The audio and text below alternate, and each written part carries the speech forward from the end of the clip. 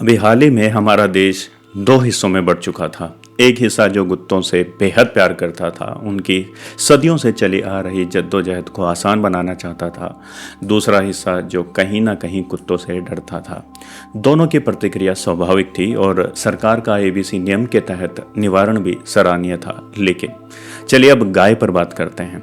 भारत में गाय को माँ का दर्जा दिया गया है और उसका दूध दोनों ही पक्ष पीते हैं, कुत्तों को प्यार करने वाले भी और कुत्तों से डरने वाले भी।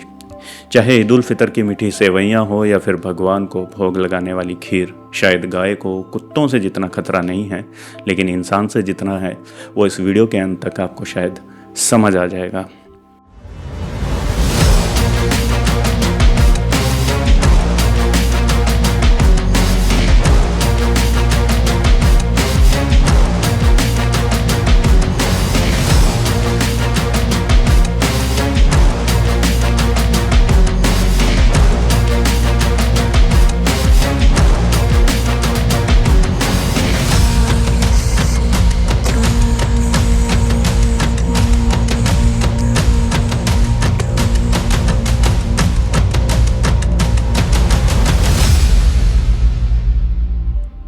मैं रोज़ सुबह जब घर से निकलता हूँ और इन पर नज़र पड़ती है तो शर्म आती है।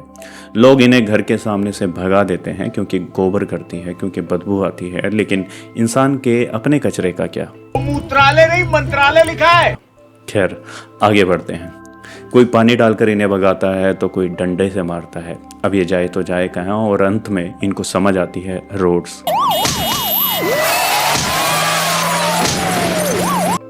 डंडा इन्हें भी पड़ता है और कुत्तों को भी। तभी सोचता हूँ, कहाँ है रेबीज और कहाँ है असली खतरा? क्या गाय भी किसी की जान ले रही है? असल में ये अब स्वतंत्र मजदूर सी हो गई हैं। ना कमा सकती है, ना कुछ कह सकती है।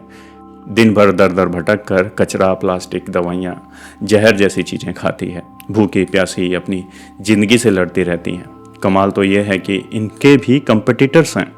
नीचे तक कौन आए, समय नहीं है, इसलिए लोग बचा हुआ खाना ऊपर से ही इन्हें दे देते हैं और इन गायों के लिए इन्हें पछाड़ना नामुमकिन है।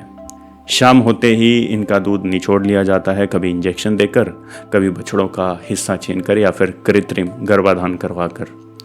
इनके साथ मशीन जैसा व्यवहार किया जाता है। उस बछड़े का क्या होता है आप समझ सकते हैं।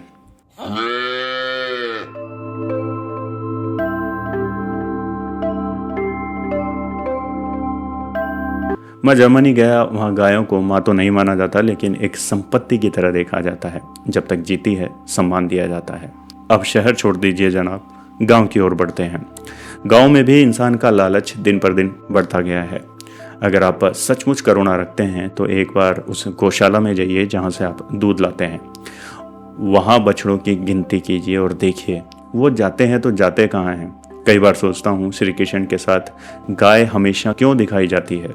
क्योंकि गाय ने अपने बच्चे का दूध भगवान के लिए समर्पित किया है, वो भी इंसान के अपने स्वार्थ के लिए। अब बेचारी और दे भी क्या सकती है, क्योंकि इंसान उसी दूध से अप्राकृतिक उस प्रकृतिपति को इस दूध का अप्राकृतिक रूप बनाकर खिलाता है, जैसे मिठाइयाँ, रसमलाई, खीर, दही, और फिर अंत में भगवान को चढ़ाता है और फिर खुद खा लेता है और कहता है भगवान देख लीजिए। लेकिन भगवान को खुश करने के और भी तरीके थे। शुरुआत में लोगों के पास पशुधन था और उसी को भगवान की तरफ समर्पित करके वे अपनी भावनाओं को व्यक्त करते थे। लेकिन अब समय बदल गया है। भावनाओं को, प्रेम भाव को व्यक्त करने के लिए और भी तरीके अपनाए जा सकते हैं।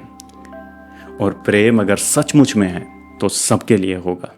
मैं सबकी आस्था का सम्मान करता हूँ और इस बात को भी अच्छे से समझता हूँ कि सनातन धर्म की एक सीख अहिंसा परमो धर्म भी है, जहाँ हमारी वजह से किसी को ना मनसा, ना वाचा और ना ही कर्मणा से कोई हिंसा महसूस हो। और धर्म की रक्षा भी एक धर्म है। सोचिए, गाय बूढ़ी हो जाती है, बीमार हो जाती है, तो वो कहाँ जाती है? क्या आपने कभी किसी सड़क पर बूढ़ी गाय देखी है? अगर इसे सफ़ेद खून कहा जाए तो शायद गलत नहीं होगा।